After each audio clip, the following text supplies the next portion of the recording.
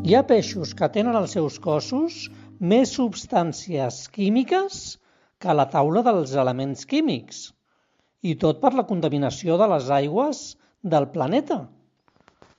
Una solució és preparar aquests peixos molt refregits.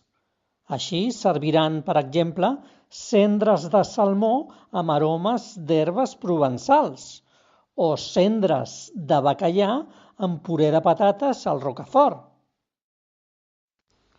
Mengem tant de tòxic que un dia igual ens creixen els dits dels peus o bé se'ns il·lumina el nas, la qual cosa aniria molt bé si hi ha una apagada o marxem de càmping.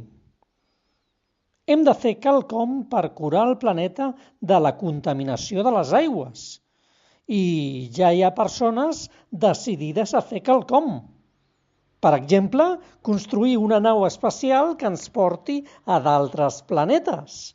O, per exemple, crionitzar-se per despertar en un futur millor.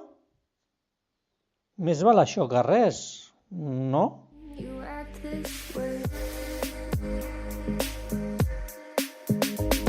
What message are you trying